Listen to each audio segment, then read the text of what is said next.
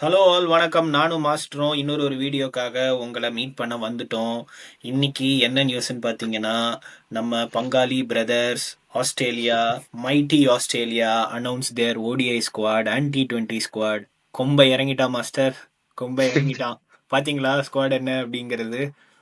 பார்த்தேன் one day எல்லாம் டெரரா இருக்கு ம். ஸ்குவாடு.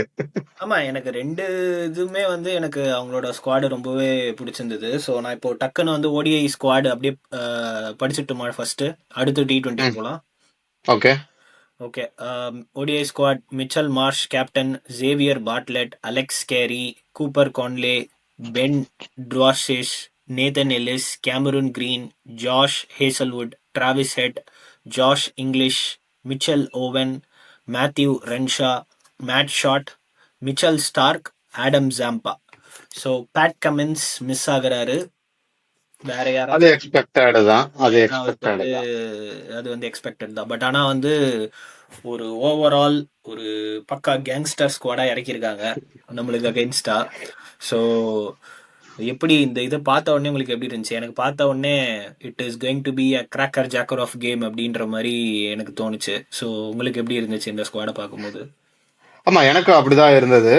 எஸ்பெஷலி நான் ஏன் ஓடிஐ ஸ்குவாட் ரொம்ப டெரரா இருக்குன்னா, பவுலிங் வந்து ரொம்ப ஸ்ட்ராங்கா எனக்கு தெரிஞ்சது. ஏன்னா Zampa, Starc, Hazlewood and Ellis அவர் வந்து கரெக்டான காம்பினேஷன். ஐ திங்க் ஸ்டார்க்கு T20ல இல்லாதனால எனக்கு தெரிஞ்சு பவுலிங் கொஞ்சம் வீக்கா தெரிஞ்சது. பட் மத்தபடி பேட்டிங்லாம் பயங்கர ஸ்ட்ராங்கா இருக்கு. அப்பா. பேட்டிங்லாம் வந்து உங்களுக்கு யாரை விடுறது யார் ஆடுறது அப்படின்னே தெரியல. ஸோ அவ்வளோ ஸ்ட்ராங்காக இருக்குது. அதுக்கப்புறமா நான் இன்னொரு ஒரு இதுவுமே பார்த்தேன். எம்சிஜியில் வந்து டோட்டலாக வந்து வாட் 85 ஆர் 90,000 கெப்பாசிட்டியில். ஸோ அது எல்லாமே சோல்ட் அவுட்டு அப்படின்னு நான் பார்த்தேன். So okay. It is going to be a one sort of ஒரு எக்ஸ்பீரியன்ஸாக இருக்க போகுது அப்படின்னு நினைக்கிறேன். ஸோ நீங்கள் இல்ல, என்ன? அதுதான் இப்ப ஸ்குவாடு வச்சு பாக்குறப்ப வந்து இன்னொன்னு ரீசன் நான் ஏன் ஸ்ட்ராங்கா இருக்குன்னு சொன்னா, Mitchell Marsh, Cameron Green Green ரெண்டு பேருமே அந்த பிளேயிங் லெவன்ல இருந்து ரெண்டு பேரும் ஃபார்ம்ல இருந்தாங்கன்னா பயங்கர ஸ்ட்ராங் ஆயிடும். ஏன்னா அவங்களுக்கு பவுலிங் வெரைட்டியும் இருக்கும். பட் ரெண்டு பேரோட ஃபிட்னஸ் எனக்கு தெரியல, அதனால என்னால கன்ஃபார்ம்டா சொல்ல முடியல. மேபி ஒருத்தர் பேட்ஸ்மேனா மட்டும் விளையாடுவாரா, இல்ல ரெண்டு பேரும் பவுலிங் போடுவாங்க. ரெண்டு பேரும் ஃபிட்டு ஆல்ரவுண்டர்ஸா விளையாண்டாங்க அப்படின்னு சொன்னா, நம்ம இந்தியால வச்சு விளையாடுறோம்ல, இந்த ஜடேஜா, சுந்தர் அந்த மாதிரி வச்சு ஸ்பின்னர்ஸ் ஆல்ரவுண்டர் வச்சு விளையாடுற மாதிரி அவங்களுக்கு இங்க பயங்கர ஸ்ட்ராங் நீங்க ஆயிடும். கேக்குற மாதிரி வந்து அவங்க ரெண்டு பேருமே வந்து ஆல்ரவுண்டர்ஸா தான் விளையாட போறாங்க. ஒன் டைமென்ஷனலா விளையாட போறது இல்ல. ஸோ அவங்களுமே அதுல ம். கிளியரா இருக்காங்க. I think they are worked on their fitness and அவங்க வந்து ஆல்ரவுண்டர்ஸா தான் வந்து விளையாட போறாங்க. ஸோ அதனால ஸோ தான் என்னோட அதான் கீ பிளேயர்ஸ்னா தான் அவங்க ரெண்டு பேரு. பிளஸ் வந்து பவுலிங் வந்து ஓடிஐல ஸ்ட்ராங்கா தெரியுது. அஃப்கோர்ஸ் டாப் ஆர்டர்ல வந்து டிராவிஸ் ஹெட் இருக்காரு. அதனால அவர் எப்பயும் வேலையை பார்த்து முடிச்சிருவாரு. இல்லை எந்த பவுலிங் அட்டாக்கா இருந்தாலும். ஸோ அதனால நல்ல அந்த ஆல்ரவுண்ட்ஸோட அட்வான்டேஜ் என்னன்னா, டாப் ஆர்டர் ஃபியர்லெஸ்ஸா கண்டினியூஸா விளையாண்டுகிட்டே இருக்கலாம். ஸோ அதுதான் பிக்கஸ்ட் அட்வான்டேஜா இருக்கும். ஸோ அதனால எனக்கு ஓடிஐ ரொம்ப ஸ்ட்ராங்கா தெரியுது கம்பேரிட்டிவ்லி வித் T20. மேபி நான் T20ல நிறைய பிளேயர்ஸ் இன்னும் எனக்கு ஃபாலோ பண்ணதுனால தெரியலையான்னு தெரியல. பட் இது வந்து பக்கா ஸ்குவாட். எனக்கு தெரிஞ்சு இந்தியாவும் ஈக்குவலி சேம் தான் இருந்தது, ஈக்குவலி காம்படிட்டிவா தான் இருந்தது. மூணு on the day who plays வெல்ங்கிற மாதிரி தான் ஓடிஐ ஸ்குவாட் பாக்குறப்ப தெரியுது. ஆமா, கண்டிப்பா 3 மேட்சுமே வந்து மிஸ் பண்ணாம பார்க்க வேண்டிய மேட்சஸ். அதாவது ஃபயர் அனல் பறக்கும் அப்படின்றது மாதிரி நம்ம கண்டிப்பா சொல்லலாம்.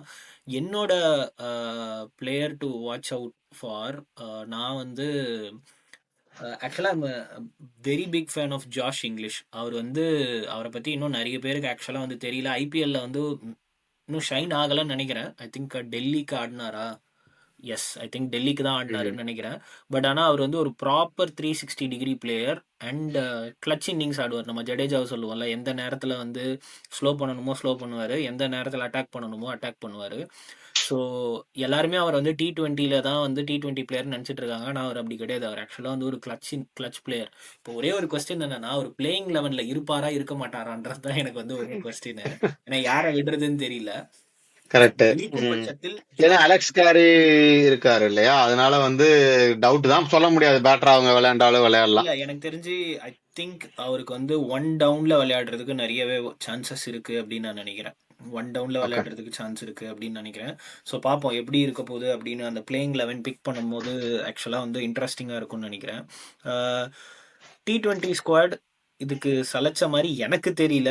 மேபி நீங்க வந்து சொன்ன அந்த ஒரு வீக்னஸ் இருக்கு. மேபி வந்து அந்த ஒரு பவுலிங்ல வந்து கொஞ்சம் இதுவா இருக்கு. ஆனா ஐ திங்க் அவங்க பேட்டிங் ஃபயர் பவரோட போயிருக்காங்க மாஸ்டர். அதுவுமே வந்து ஆமா. தரமா அதே மாரி ஆல்ரவுண்டர் வந்து கேமரன் கிரீனுக்கு பதிலா மார்கஸ் ஸ்டாய்னிஸ் எடுத்திருக்காங்க. மார்க்கஸ் ஸ்டோயினிஸ் எடுத்திருக்காங்க. அவ்வளவுதான் டிஃபரன்ஸ்.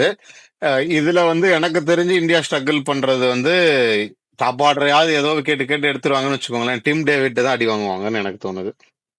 ஆமா கரெக்ட். ஆனா ஒரே ஒரு விஷயம் என்னன்னா, இப்போ ஆஸ்திரேலியால வந்து விளையாடுறதுனால கிரவுண்ட்ஸ் பெருசு. ஐ மீன் டிம் டேவிடுக்கு கிரவுண்ட் வந்து இட் டசன்ட் இல்ல மேட்டர். அங்கேயுமே கொஞ்சம் சிறுசு ஆக்கிடுறாங்க இப்பெல்லாம். வந்து அந்த ஓல்டு எம்சிஜி அந்த ஃபுல் இதெல்லாம் இப்ப கிடையாது இல்லைங்களா? ரிலேட்டிவ்லி கொஞ்சம் பெருசா இருக்கும். ஆனா ரொம்ப பெருசுலாம் இப்ப கிடையாது. ஏதாவது ஒரு சைடு மேபி ரொம்ப பெருசா இருக்கும். நீங்க சொன்ன மாதிரி டிம் டேவிட்டுக்குலாம் வந்து இப்ப இருக்கிற பேட் சைடு சைஸுக்குலாம் வந்து எந்த கிரவுண்டும் பெருசு கிடையாது. ஸோ அதனால T20 பவுலிங் கொஞ்சம் அதான் ஆன் த டே அவங்க யாருக்காவது கிளிக் ஆச்சுன்னா இதாயிடுவாங்க. பட் பேட்டிங் எப்பயும் போல எக்ஸப்ஷனலி ஸ்ட்ராங்கா இருக்கு. ஐ திங்க் டிம் டேவிட்ல 7ஆவதா என்னமோ வருவார்னு நினைக்கிறேன். இப்போ கொஞ்சம் மேபி கொஞ்சம் மேல கொண்டு போயிருக்கலாம். அவர் அங்க வந்து அடிச்சு நிறைய மேட்ச் ஜெயிக்க வச்சதே நம்ம பார்த்திருக்கோம். அதனால இந்தியா கண்டினியூஸா வந்து விக்கெட் எடுத்துக்கிட்டே இருந்தாதான் டீம் மேட்ச்ல இருக்க முடியும்.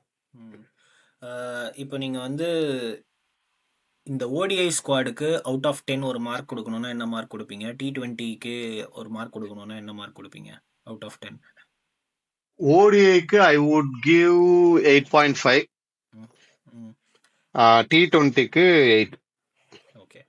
நான் வந்து 9 and 8. ஸோ ஓடிஐக்கு வந்து 9 அண்ட் T20க்கு வந்து yeah 8. Yes, tempted to give 9 but I will still with 8. Okay. சொன்ன மாதிரி வந்து ஒரு கிராக்கர் ஜாக்கர் ஆஃப் மேட்ச் இருக்க போகுது. ஸோ அக்டோபர் 19க்காக ஆவலுடன் காத்து கொண்டு இருக்கிறோம். இன்னும் வெகு தொலைவில் இல்லை, சீக்கிரமாக வந்து ஆட போகிறாங்க. ஸோ அந்த மேட்சோட ப்ரிவ்யூ, பிளேயிங் லெவன் எப்படி இருக்கும், இந்தியா எப்படி போவாங்க, இது எல்லாத்தையும் பற்றி டீட்டெயில்டாக நம்ம வந்து அடுத்து வரப்போகிற வீடியோஸில் கவர் பண்ணுவோம்.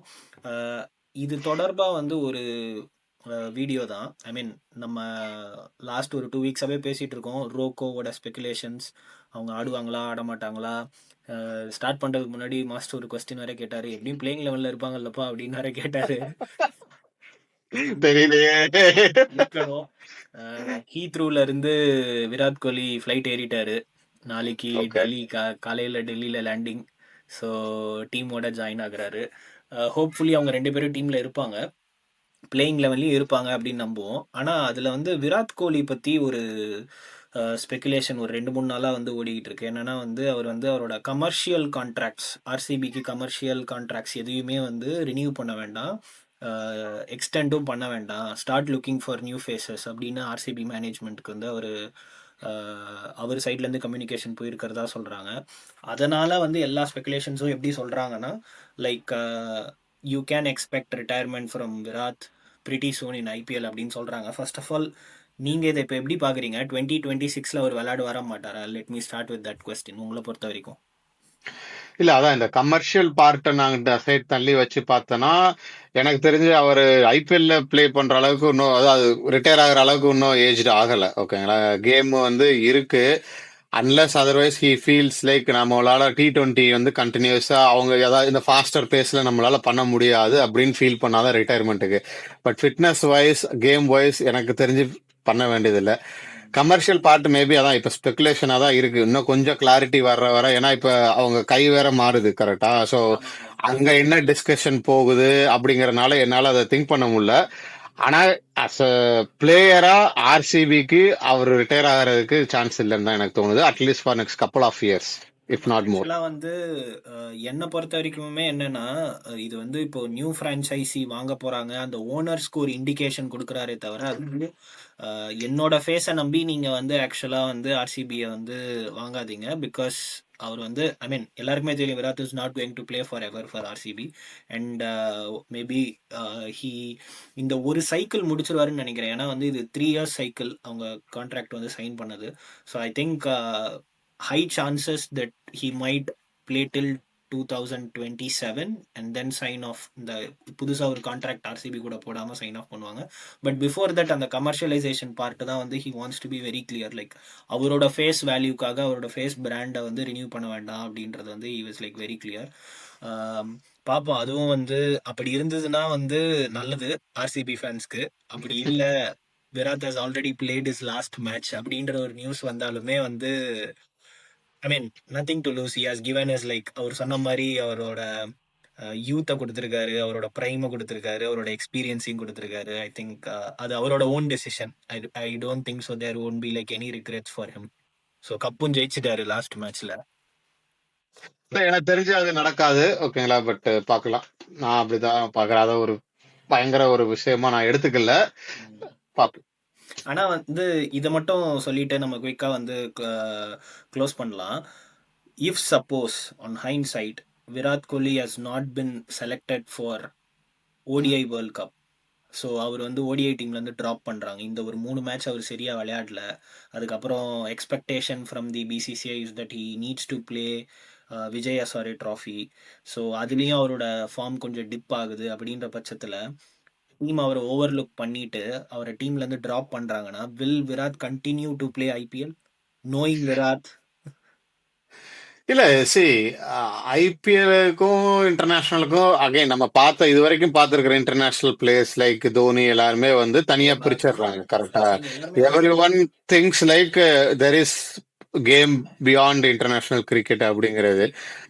அது போக விராட்டால பேட்டை தூக்காம இருக்க முடியாது. So the only biggest chance for him is to play in IPL. ஏன்னா நீங்க சொன்ன மாதிரி டொமஸ்டிக் அன்லைக்லி பிளே பண்ண போறது இல்ல. வேற வேற எந்த T20 லீக்ஸ்க்கும் போக போறது இல்ல. அப்போ வேற பேட்டை எங்க கொண்டு போய் அடிப்பாரு? நெட்ஸ்லயே வந்து விளையாண்டுட்டு இருப்பார் லாஸ்ட்ல. ஓகேங்களா? ஸோ எங்கேயாவது விளையாடணும்னு அவருக்கு இன்ட்ரெஸ்ட் இருந்ததுன்னா IPL is the only place. So அதான் நம்மளுக்கு வந்து இந்த ஓடிஐ சீரிஸ் ஸ்டார்ட் ஆகும் போதே அதுக்குமே ஒரு கிளாரிட்டி கிடைச்சிரும்னு நினைக்கிறேன். விராட் ரோக்கோவோட ஸ்பெகுலேஷனுக்கும் சரி அண்ட் விராட்டோட ஆர்சிபிக்கு ஃபைனல் குட் பைக்கான இதுக்கும் சரி ஒரு நியூஸ் கிடைச்சிரும் அப்படின்னு நினைக்கிறேன். Hopefully whatever it is, சொன்ன மாதிரி வந்து அவர் வந்து எல்லாமே வந்து டீமுக்காக கொடுத்துருக்காரு. So whatever the decision that he take, we wish him all the best and I don't think so there will be any regrets on him. And ஃபேன்ஸ்க்குமே எந்த ரிக்ரெட்ஸ் இருக்கக்கூடாதுன்னு நினைக்கிறேன். அந்த மனுஷன் போதும் போதுன்ற லெவலுக்கு ஆடியாச்சு ஃப்ரான்ச்சைஸிக்கு. நம்ம அடுத்த ஒரு சூப்பர் ஸ்டாரை வந்து நம்ம உருவாக்குவோம் இந்த டீமுக்காக. ஸோ அவ்வளோதான் மாஸ்டர், நம்ம குயிக்காக வந்து இந்த 2 நியூஸையும் கவர் பண்ணிட்டோம். நாளைக்கு வந்து இந்தியா vs வெஸ்ட் இண்டீஸ் வந்து ரிசல்ட் ஆக போகுது. கலா 8ல் வந்து ரிசல்ட்டு முடிவுக்கு வரப்போகுது. 5th டே வரைக்கும் நம்ம போகணுன்னு ஆசைப்பட்டோம். 5th டே வரைக்கும் போயிருக்கு. அது என்ன ஏது நிறைய பாசிட்டிவ் விஷயம் ஓவரால் கிரிக்கெட் ஃபேன்ஸ்க்கு. வெஸ்ட் இண்டீஸும் நல்லா வந்து ஃபைட் பண்ணாங்க. அது என்ன ஏது அப்படிங்கிறது வந்து நாளைக்கு India vs West Indies detail அனாலிசிஸோட உங்களை இந்த வீடியோவில் சந்திக்கும் வரை signing off Vikram and master, thank you. Please do subscribe.